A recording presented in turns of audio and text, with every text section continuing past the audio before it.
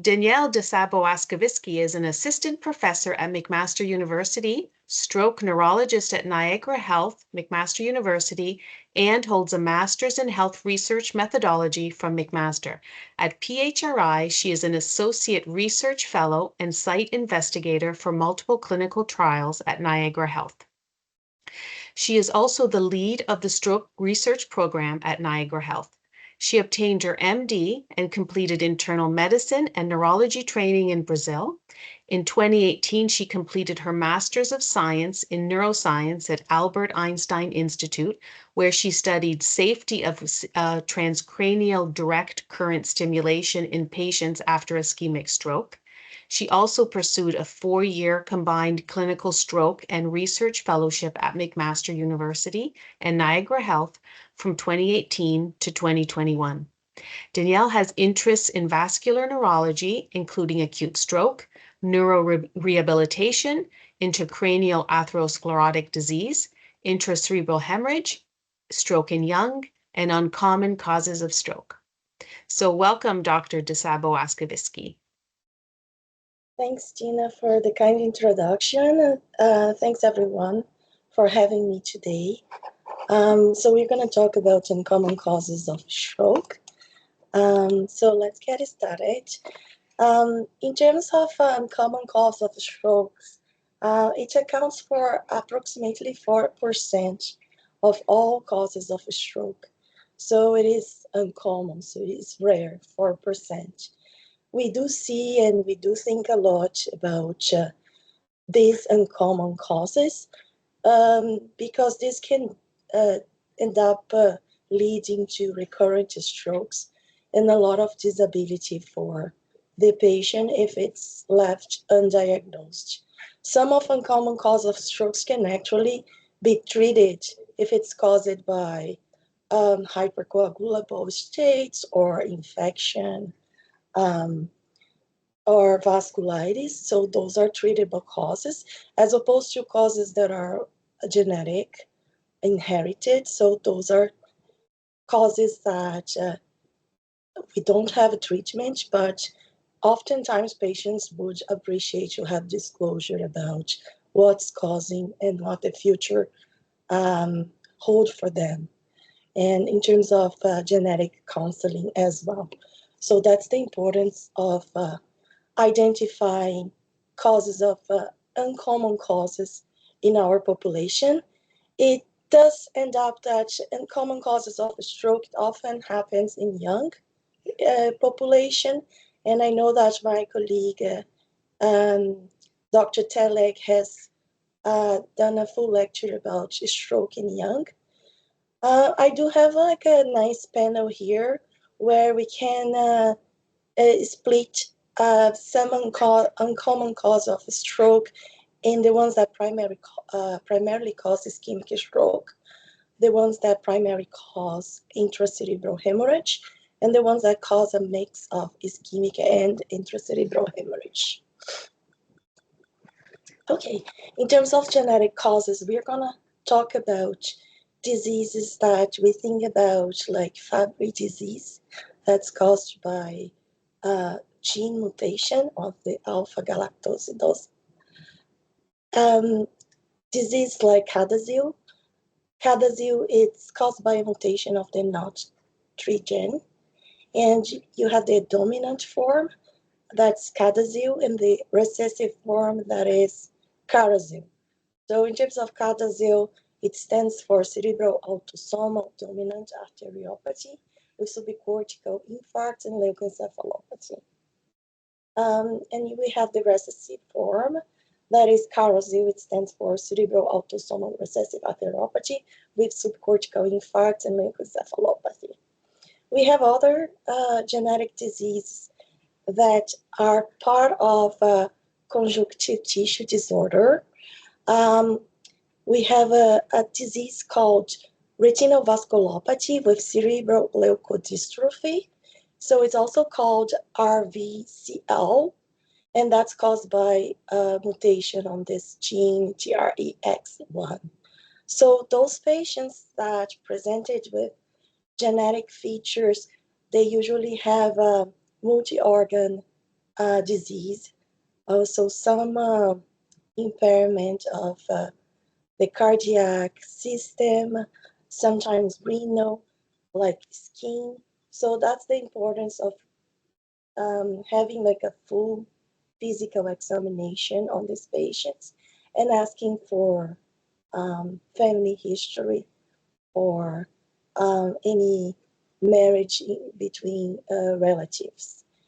Um, we do have a disease that is called COL4A1 that is related to cerebral small vessel disease, also like a gene mutation on type 4 collagen and other conjunctive tissue disease, for example, Ehlers-Danlos type 4, that comes with altered type 4 collagen and causes a lot of vascular disease. Osteogenesis imperfecta, we have Marfan and other neurological disorders. Hemorrhagic telangiectasia, fibromuscular dysplasia. Some of the disease, they cause ischemic stroke by causing cervical dissection or intracranial artery dissection as well. We often do screen for patients for hypercoagulability, depending on the age of the stroke. So that can be a cause of ischemic stroke in young people and is an uncommon cause, or some hypercoagulability stage related to malignancy. Other causes of vasculopathy can be induced by radiation, or you can have vasculopathy due to use of substances, for example, marijuana or antidepressives that can cause a condition called RCVS. That stands for reversible cerebral vasoconstriction syndrome and ultimately can cause infarcts, ischemic strokes. Other causes, you can have patients that are also young and present like multiple territory infarcts. And we do have a recent patient in our ward that is quite young, around 57 years old, presented with multi-territorial infarcts, and these are related to probably a cardioembolic source. We did thought about maybe having like a non-endocarditis, like a non-infectious vegetation that's caused by cancer, for example, marantic endocarditis. Um, in his screening of CT chest, abdomen, and pelvis, he was found to have like multiple nodules, so he definitely has a cancer and hypercoagulability stage. Other uncommon causes of emboli can come from intracranial aneurysms. So very big aneurysms can lodge like clots inside, and then that can be dislodged and causes strokes. Sometimes patients that are a victim of trauma, so they can have a fat emboli, you can have a air emboli, or other types of different types of emboli that can cause strokes as well. And of course, we have seen in our ward that is shared with our internal medicine colleagues, infections causes for strokes, and that we have to think about syphilis. It's an important cause. So we usually ask for serologies like Lyme, HIV, cytomegalovirus, hepatitis, herpes virus, fungus, syphilis, VDRL. I mentioned that. And for the population that have migraine, I mean, a small portion can end up having like a migraine infarction as a result of their primary condition. Um, Other common causes that can cause primary intracerebral hemorrhage, we have CAA, cavernous malformations, and that we can have patients that have multiple cavernomas in their brain, and that can have a genetic form as well as an sporadic form. Sometimes they have brain and spinal cord. That is another type of a Dutch type that causes hereditary cerebral hemorrhage with amyloidosis as well. The same spectrum of CAA. Disease that can cause ischemic and hemorrhagic strokes are, for example, moyamoya disease, that we're going to talk a little bit more, sickle cell anemia, hereditary hemorrhagic telangiectasia, that is a conjunctive tissue disorder, can cause ischemic and hemorrhagic strokes. And of course, if you have any paradoxal emboli by any pulmonary artery malformation, you can have both as well. Vasculitis. So vasculitis is a big group, and that can include antiphospholipid syndrome, that's a big one, and other types of vasculitis related to secondary disease like lupus, Sjogren, Behçet, scleroderma. It can be paraneoplastic, drug-related. So there are multiple causes. You can have reversible cerebral vasoconstriction syndrome, either caused primarily ischemic stroke or a mix of both. And as a result, or as this part of the same spectrum, you can have the posterior reversible encephalopathy syndrome as well. Some patients will have cerebral venous sinus thrombosis that can cause a type of a venous type of infarct, and not forgetting about physiologic condition, that's pregnancy, that can predispose ischemic and hemorrhagic stroke. And a big one will be the recreational drug use. Drug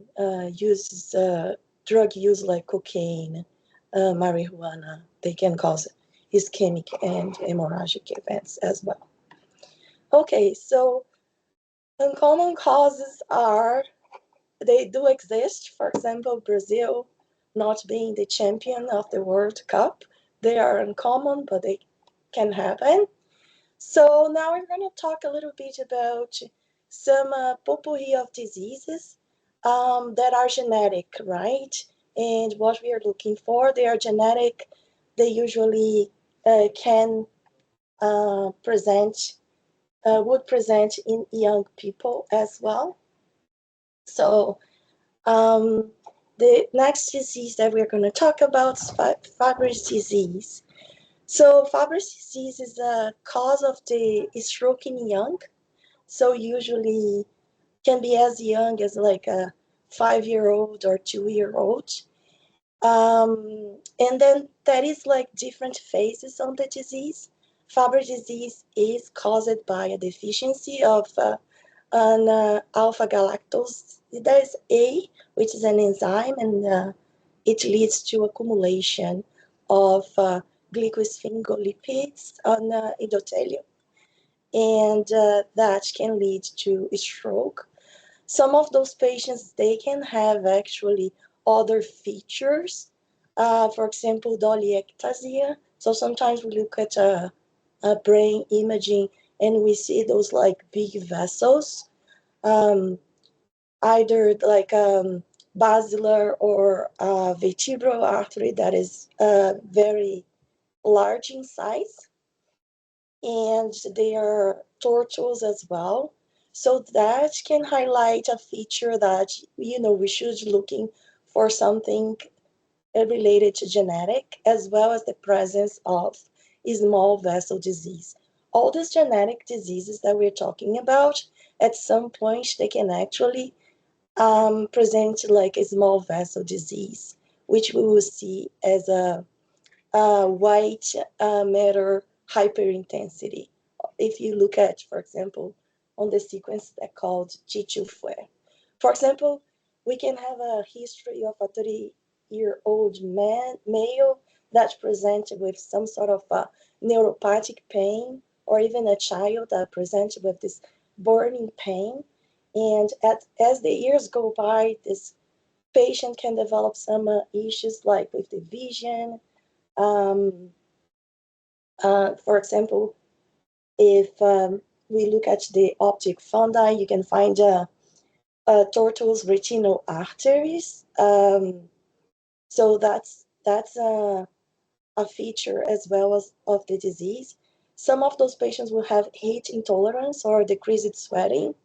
Some of them can develop like some sort of diarrhea. And when you look at the skin, those patients can have these lesions that are reddish purple raised blemishes. They are non-painful and they affect areas between abdomen and knees, lips, tongue, hands, and toes. So these are the lesions here for you to see. And if you collect protein on the urine of those patients, they can have increased proteinuria as well, or those patients can complain of tinnitus. And you can see as the years go by that you kind of have an spectrum of the disease. So you're not going to have all the features at once, but that's how we suspect about Fabry's disease. Having all these features, if you put together with like a small vessel disease, you kind of start thinking about like a genetic cause. Is that a mutation? This patient has Fabry disease. The renal impairment is a big thing. Sometimes those patients have febrile episodes as well. The next disease that is also related to a genetic mutation is called CADASIL. And this is also a small vessel arteriopathy, as you can see on the left side. You're going to have those like white matter hyperintensities as well. It is a cause of stroke in young, usually around 20 to 40 years old. It doesn't really manifest in like infants.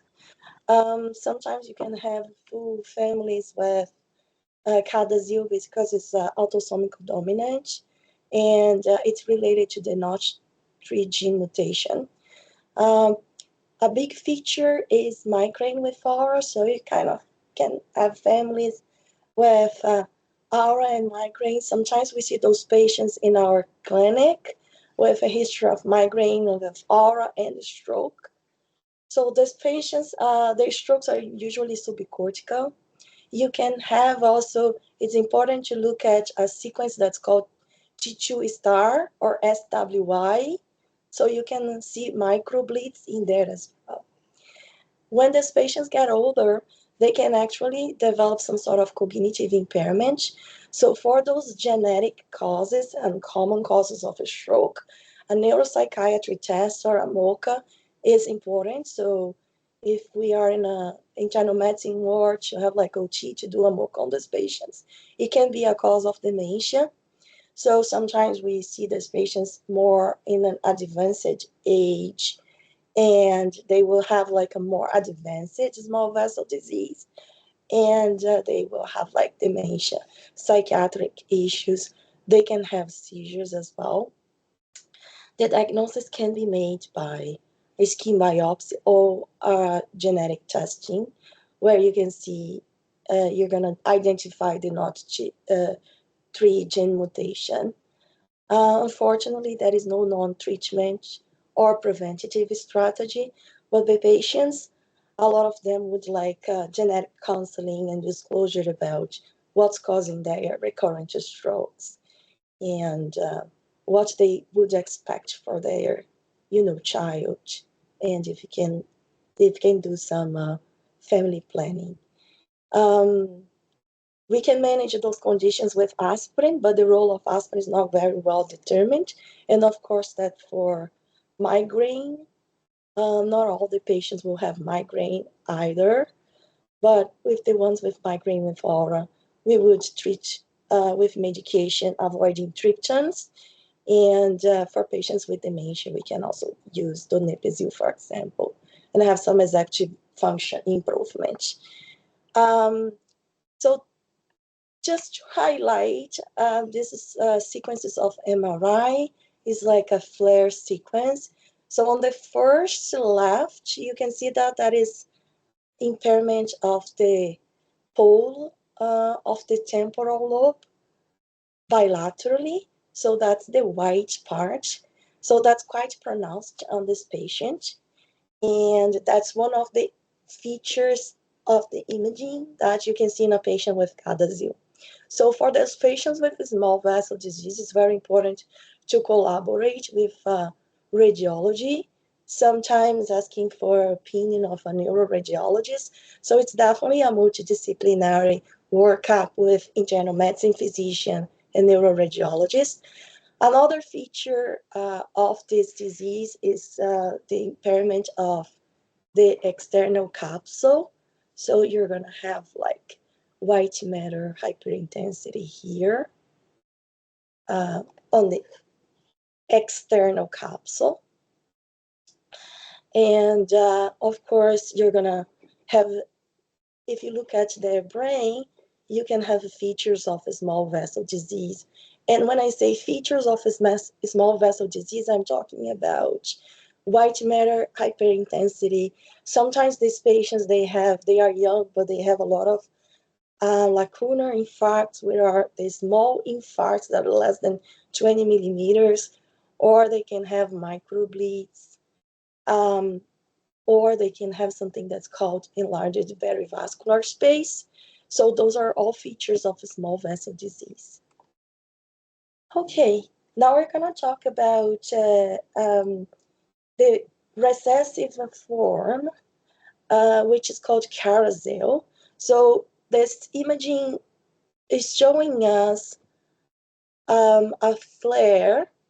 It's a flare imaging that's showing us like temporal lobe hyperintensity, so that the impairment of the pole of the temporal lobes, it's it's a feature, it's something that would highlight and would remind us to think about these diseases like CADASIL or CARASIL. It's not so common to have that um, type of impairment in patients that are having atherosclerotic events and strokes that are due to atherosclerotic disease, for example.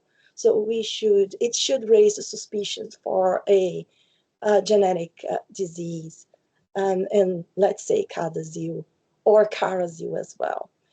So CARASIL is the recessive form, and the features can be the same of CADASIL, but you can have some different features that are a little bit more common in patients with CARASIL.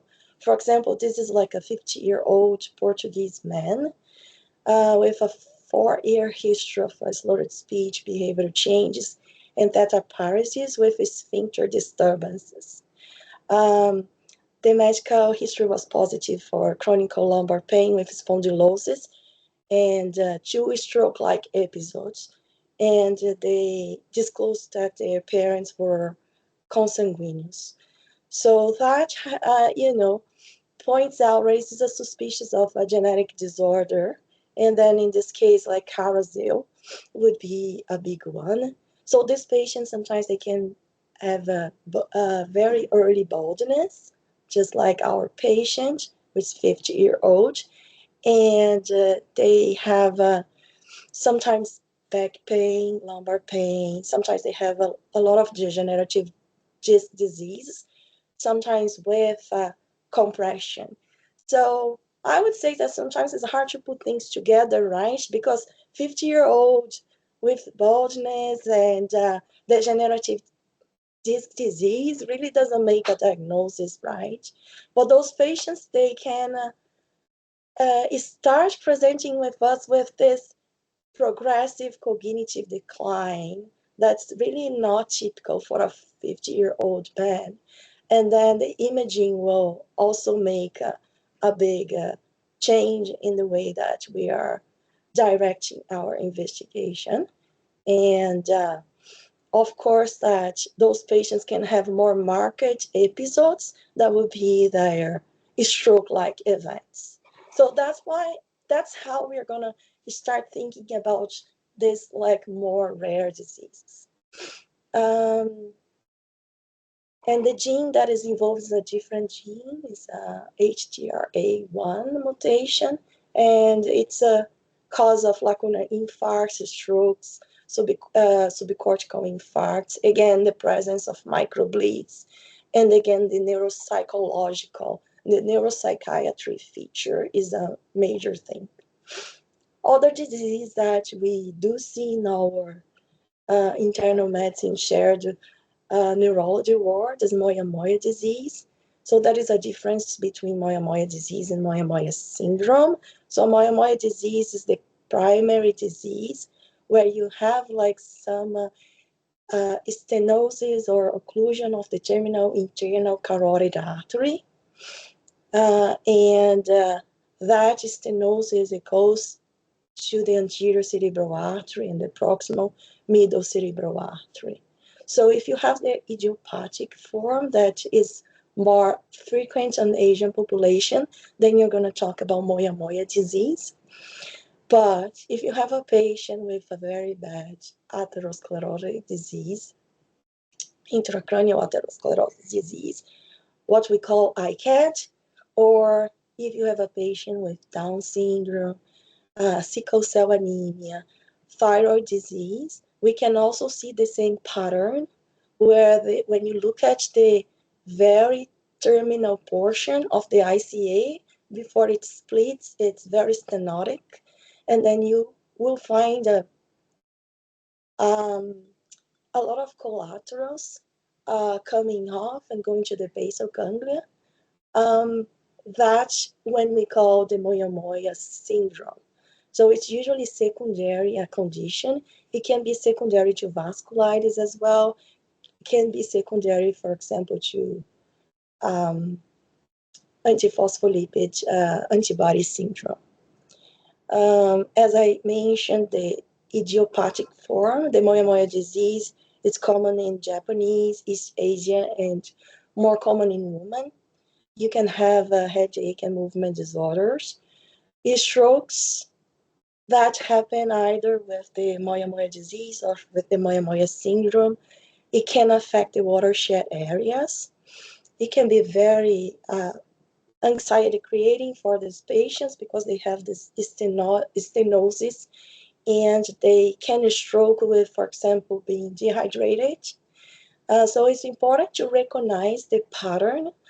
It's more important to raise the possibility of moyamoya because we can do, for example, revascularization on some patients, which means that that is a bypass that you can do between the external carotid artery and the internal carotid artery, and that can avoid recurrence of strokes. Um, Unfortunately, it's not evidence-based though, but it is indicated on some cases. We do use aspirin for moyamoya disease, but the role of using antiplatelet therapy is also interrogated in this case. And this is a progressive occlusive disease as well. So now we're going to talk about a group that is a group of the vasculitis, which is inflammatory, the presence of inflammatory leukocytes in the vessel wall. And of course, that the classification is based on size, type, and location. We have to think about vasculitis as having or being either primary vasculitis, which just affects the brain, or a secondary vasculitis, for example, secondary to lupus or other vasculitis that we're going to mention here, that will affect other organs that just not the CNS. Oops. So this is a very classic classification for vasculitis, which classifies enlarged vessel vasculitis. And then there are some examples of GCA, giant cell arteritis, and Takayasu that tends to affect the aorta and the branches. We have a medium vessel vasculitis that comprises, for example, polyarteritis nodosa that can affect coronary artery diseases or Kawasaki disease. There are ANCA-associated vasculitis that can be associated with ANCA, the P-ANCA or C-ANCA, and other vasculitis that are related with immunocomplexes. So that we are talking about secondary types of vasculitis. This is just a different way of looking at it. So you have like large vessel vasculitis, medium, small vessel vasculitis, that are the ones that are ANCA-related, and the immunocomplex vasculitis. For example, the cryoglobulinic vasculitis, that would be one that we usually look for as well. There are vasculitis that are variable in terms of the size of the vessel that affect, and Behçet's is one of them. And there are vasculitis that affect just one organ, for example, CNS vasculitis. You can call that primary type of vasculitis as well if you don't find any underlying disease. Vasculitis associated with systemic vasculitis, that would be associated with lupus, rheumatoid arthritis, Sjogren, antiphospholipid antibody. And of course, that you can have vasculitis associated with infectious disease or drugs or malignancy and radiation. Okay, so let's talk about a couple of cases here. So first case, we have a 28-year-old woman with no significant medical history, presented with right-sided hemiplegia and aphasia, and she collapsed on the ground. 911 was called. She had other symptoms, for example, history of headache, back, and shoulder pain, and that was something that was going on for 2 weeks. And on her physical exam, she was ill appearing. Blood pressure was 111/62 on one side, and the other one was 173. So a huge difference between both sides. And you can also hear some bruise over the carotid and the subclavian artery. ESR 103 and CRP 50, which are quite elevated. So a patient presented with a stroke and they have like elevated CRP, very young. So you're gonna start to thinking about, is this like a vasculitis? Is this a GCA? What type of vasculitis would be bad? So this patient had a left MCA infarct, and then the arrows point out for some narrowing, and then of course the red arrow point out to a CT that showed like a dense left MCA. Okay, so we are talking about a vasculitis that's called Takayasu. So a Takayasu arteritis is a large vessel vasculitis that for example, it affects the aorta and the primary branches. The age of is starting, it's between 10 and 40 years. So less than 50 years old is more common in women. That is involvement of subclavian. So there is a preference for subclavian involvement, carotid, vertebral, brachiocephalic, and aorta. So myocardial infarction can happen due to coronary artery involvement. You can have, for example, abdominal pain, diarrhea, gastrointestinal bleed due to mesenteric artery involvement. Pulmonary arteries can be involved as well. So there are some criteria here for Takayasu: age of onset less than 40 years old, claudication of the extremities, decreased brachial artery pulse. That huge difference between one pulse and the other, one side and the other. You can hear bruit over the subclavian arteries or aorta, and you're going to find some arteriogram abnormalities. So it is a cause of stroke in young. Sometimes these patients can present with syncope, and they can present with strokes as well. So the description was like a 21-year-old with characteristic retinal artery venous anastomosis, syncope, and absent upper extremity pulses. So Takayasu arteritis is also known to be like the pulseless disease. So this is illustrative case of Takayasu, for example. In these cases, our investigation will comprise, for example, in the case one, asking for the markers like ESR, CRP, ruling out other causes, for example, GCA, doing an angiogram, and most recently, I had a patient with vasculitis where we actually did a CT angiogram that comprised actually the chest. So it was CT angiogram of the peripheral vessels. So it truly looked at the chest, abdomen, the mesenteric arteries, all the arteries. Sometimes you can also have like some spurious findings when we do like such a comprehensive CT angiogram. It's basically you're doing angiogram of the chest, abdomen, and the extremities as well. So like this is a possibility where you can identify those stenosis on the aorta and then its branches. Okay, the case two, we have like 84-year-old woman with 3-month history of headache and elevated CRP. He began to experience some transient vertigo attacks, and 2 days later, disaster diplopia and left-sided weakness. There was no history of hypertension, diabetes, dyslipidemia, or arrhythmia.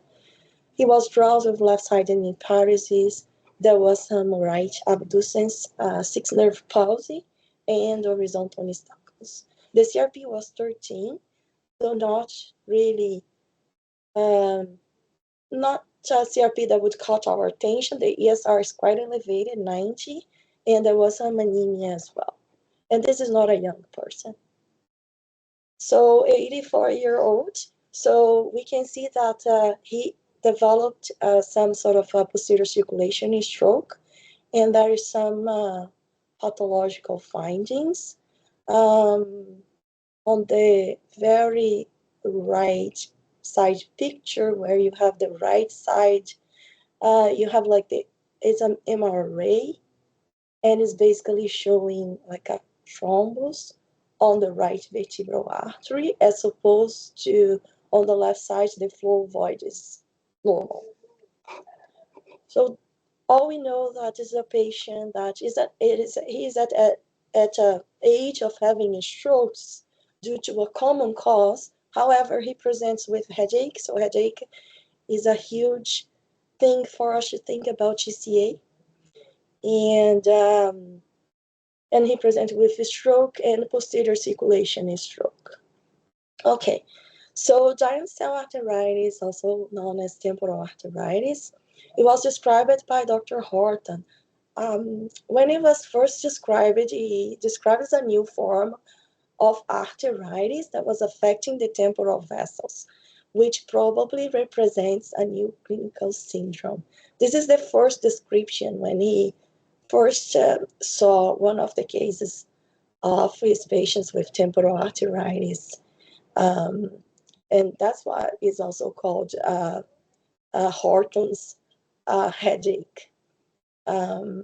So it is a vasculitis that does affect mainly the superficial temporal artery,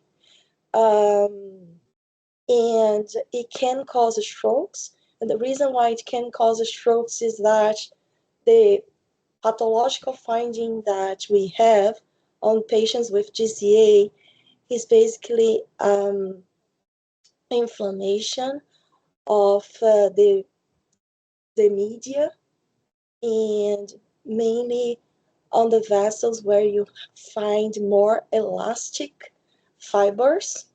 So that explains a little bit the preference for the giant cell arteritis or temporal arteritis to affect the posterior circulation. as opposed to anterior circulation, and to affect more the vessels on the neck as opposed to the intracranial vessels. Why that? Is because when you have the vessels inside the brain, you lose a lot of your media, so you don't have a continuous layer of elastic fibers. So that's why intracranial impairment of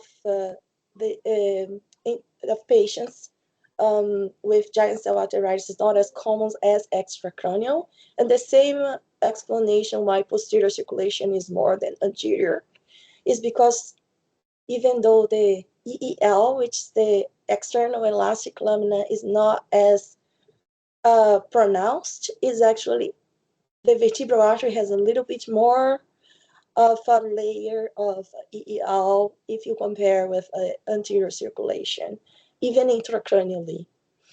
So that's why those patients will have more posterior circulation strokes. It doesn't mean that they don't have anterior circulation strokes either, and that they can also have impairment of the anterior circulation intracranially as well. So that makes our lives a little bit more difficult. But of course, that if you have someone with headache, with a very high ESR, mainly if it's a new headache, and new strokes, so that is mandatory for you to rule out giant cell arteritis. I'm glad that we are pretty aggressive. I think that most of our colleagues know that if you suspect of this condition, you should treat it and um, pursue a diagnosis after. So the treatment usually comprises a high dose of steroids, usually 1 milligram per kilogram of oral prednisone, depending on how is the impairment, how much is affected, sometimes up to even like IV steroids, it can be performed. And after you did your due diligence and you started on steroids, on a high suspicions of giant cell arteritis, or at least a suspicion, you will pursue a diagnosis with like temporal biopsy, or you can use also ultrasound. The ultrasound has, and it depends on the technique, so it's important to who is reporting that ultrasound to be able to recognize a sign that's called halo sign that is pathognomonic of this condition, and ultimately pursuing the biopsy through the plastic surgeon or vascular surgeon is going to be ideal. Some of those patients, they have like associated symptoms. They can have polymyalgia rheumatica associated with the presentation of GCA, or sometimes they have PMR before and they develop temporal arteritis. And the CNS manifestations are stroke. You can have ocular manifestations as well, that is amaurosis, or permanent visual loss will be the fear of every neurologist and everyone that's on the emergency department, or dealing in the general medicine ward. So we always fear like eye impairment, severe eye impairment, and if one of the eyes is impaired, we fear for the other eye. So that's very important to be treated and be recognized. So it's the most common of form of vasculitis in patients with more than 50 years old, and it affects aorta and branches. So it's like a medial type of vasculitis and large size as well. GCA is usually, but not always, limited to extracranial vessels, as I have mentioned. And after penetrating the dura, the vertebral has less thick tunic adventitia, and also elastic fibers can be either absent or be very sparse. But that's even more sparse in the carotid artery, so that's why it's a preference for the posterior circulation, even intracranially. And a stroke can be a feature. And as I mentioned, more vertebrobasilar than internal carotid artery, usually more men than women. Visual loss is a big fear. In patients with, in a study, longitudinal study of 57 patients with GCA biopsy proven, those patients end up having like, the patients with strokes, they do have two or more vascular risk factors as well. So, if you don't really pay attention about the symptom of headache, or if you don't ask for ESR, it can be missed as like an embolic, atherosclerotic stroke. And the patients who developed a stroke, the 75% they were vertebrobasilar strokes. So it's a big um, thing to think about in terms of raising suspicious for giant cell arteritis. In terms of stroke etiology, you can have direct damage by the arteritis. You can have hypercoagulability stage. Inflammation it's also procoagulable as well. And you can have accelerated atherosclerosis from inflammation. And there are some uncommon findings of an uncommon disease, right? Would be affecting the intracranial vessels, as pointed out by the arrows, affecting the basilar artery is not common because of the sparse and scarce external elastic fibers. Okay, we do have some diagnostic criteria. So age more than 50 years old, new onset of localized headache, tenderness. So in the area of the temporal artery, ESR more than 50, and a positive biopsy. So this criteria has a high sensitivity and specificity as well. CRP is usually elevated. ESR 90 is like a huge elevation of ESR. Sometimes it's only 4 to 50. And impressively, the ESR can be normal up to 24%. So it's quite a high percentage of having a disease with a normal ESR, which is a parameter that we use. And then to make our lives a little bit harder, you can have giant cell arteritis with no normal ESR, normal CRP, which of course is not the norm. Other features that our colleagues from internal medicine help us to identify as anemia, thrombocytosis, leukocytosis. So those patients can have those features as well. And don't forget to adjust the ESR for age. So that helps us. So for men is age divided by 2, and for women is age plus 10 divided by 2, as opposed to going by the reference value of the lab.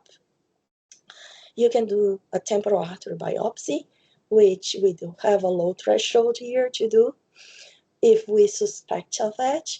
So specificity is 100%, but you can miss on sensitivity because that is like a patchy impairment of the artery. So you can have a false negative biopsy. And an ultrasound, the sensitivity is a little bit higher, the specificity lower though, because you have to be able to recognize the halo sign. And that would be pathognomonic of like giant cell arteritis, would be very highly suggestive of GCA. It is an ophthalmic emergency. So one thing to keep in mind is that the pathophysiology of vision loss is not by central retinal artery occlusion. That's very interesting. So when a patient comes with amaurosis fugax, the first hypothesis is not GCA. Only 10% of the cases of GCA will actually affect the central retinal occlusion. And that has to do with the fact that the central artery, the central retina artery, it has very low amount of EEL, like external elastic fibers. But it does happen, and in 10% of the cases, you can have amaurosis fugax due to GCA. Most of the cases is actually to an inflammatory neuritis. It is anterior, uh, and so you can see some sort of disc edema that is like a neuritis or papillitis. 5% of the cases, the patient will have loss of vision, but you're not going to be able to see any neuritis or papillitis. It's going to be a normal appearing of the disc initially. So it's important to get the neuro-ophthalmologist or the ophthalmologist to see those patients sometimes, or to think about, or the neurologist, right? And to think about these differences in physiopathology and why the patient is losing the vision, right? Um, and of course, that vision loss can come because of occipital lobe infarction. But that would be maybe an memanopsia, but if it's bilateral, the patient can be amarotic as well. The amount of visual loss in patients with GCS is like around 20%. So it's just an illustration to show the central retinal artery occlusion. Sorry, the central retinal artery, and the occlusion itself is just responsible for 10% of the cases. So amaurosis fugax, again, is usually due to atherosclerosis, atheroembolic event, or atrial fibrillation, as opposed to GCA. GCA would cause like a neuritis, papillitis, with a severe diminished, visual acuity. Okay, there are other like vasculitis as well with um, classification that it is well defined by the rheumatology college. For example, polyarteritis nodosa. So for polyarteritis nodosa, we do think about um, a vasculitis that can affect, for example, the coronary arteries, occur at a late stage. Um, uh, in terms of a stroke, it's like 2 to 3 years after the patient is starting the having other symptoms. They are going to have some CNS manifestations. Affect patients with middle age, like 40 to 60-year-old, way more in women, 2 to 1. And this is recognized as a thrombotic microangiopathy rather than an occlusive active vasculitis. So in terms of other manifestations, you can have peripheral nerves. This is a big one. Muscle, joints. You can have infarcts because of the cardio, as a cardioembolism, result of a heart coronary artery disease impairment, livedo reticularis, skin, testicular pain. So those are features of this disease that are systemic. Kidney as well as a big one. In terms of CNS, you're gonna have like microthrombosis.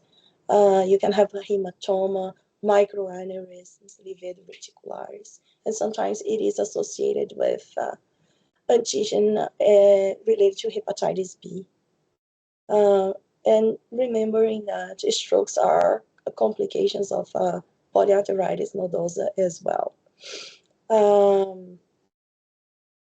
Okay, then we go for our third case. So our third case, it's a little bit more comprehensive case of a 50-year-old man from Congo with vascular risk factors that include hypertension, non-insulin dependent diabetes, dyslipidemia, presented with slurred speech and coordination.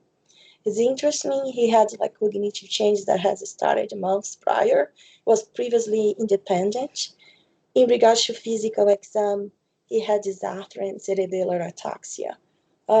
Progression-wise, he developed aphasia, right-sided weakness, and he ended up progressing to a point that he was sort of comatose. So it's really a male that is quite young, and even though he had vascular risk factors, there was something going on in terms of neuropsychiatric symptoms that really raises suspicious for us to think about vasculitis. So this patient was initially treated as for a point trial when he wasn't that impaired. Aspirin and clopidogrel was planning for 21 days, but the patient got worse over time. So that's when it comes in place our investigation that can include a lumbar puncture. Of course, that the lumbar puncture on his case was done after we did a CTA that showed some narrowing. So, and that could raise a suspicion of either the narrowing being due to atherosclerosis or being due to vasculitis. If you put things together and put his age, if he was a smoker or not, but a quite young patient with cognitive disorder, you really should be doing an LP. And, you know, in the background of having like a multiple stenosis on his vasculature that was seen by the CTA. I will show you CTA in a moment. And the echocardiogram was normal. Blood work with all the vasculitic workup was negative. Rheumatoid factor was a little bit elevated, and CRP was a little bit elevated as well. So this patient, and he ended up having like multiple strokes. Etiology, right? You always think common things comes first. So we are always gonna think about atherosclerotic disease and try to prove the contrary of that. Even on a 50-year-old patient, if it has, you know, smoked his whole life, it's we always gonna be suspicious of some atherosclerotic disease, but a suspicious of vasculitis on a 50-year-old is very fair. So we would rule out secondary causes of vasculitis. That's why we did the panel for lupus, all the rheumatologic and infectious panel, and we end up with no actually no secondary causes for that. And a secondary, another possibility of hypothesis would be this being a primary angiitis of the central nervous system, which is a primary type of vasculitis. So the investigation comprised MRI, CTA. He ended up having temporal artery biopsy. And at the end, here we can see very well that there is some narrowing in his arteries and his more distal arteries, which is not really a place of atherosclerosis disease. And the biopsy was negative. The lumbar puncture did show increased leukocytes, but normal protein. There are different subtypes of CNS vasculitis. There are subtypes where, for example, the biopsy can be negative. The angiogram can be negative and the biopsy positive. But you can also have the biopsy negative as well. There are types where you have meningeal enhancement, other types where you have spinal cord involvement. High suspicion, and if you can't close the diagnosis with a DSA, maybe we should go for a CNS biopsy. And some cases, the CNS biopsy will be negative, and you're going to follow up this patient. Treatment with steroids. And we're left with the possibility of this person having vasculitis. And just remembering that vasculitis can accelerate atherosclerosis as well. We are finishing now. So in terms of approach, it's important for you to identify red flags. So MRIs in young patients that are white, it's a big thing in terms of like having the neurology and the radiology together, thinking about genetics. If the patient has a CTA with irregularities, things about vasculitis, don't forget GCA. That were my final considerations.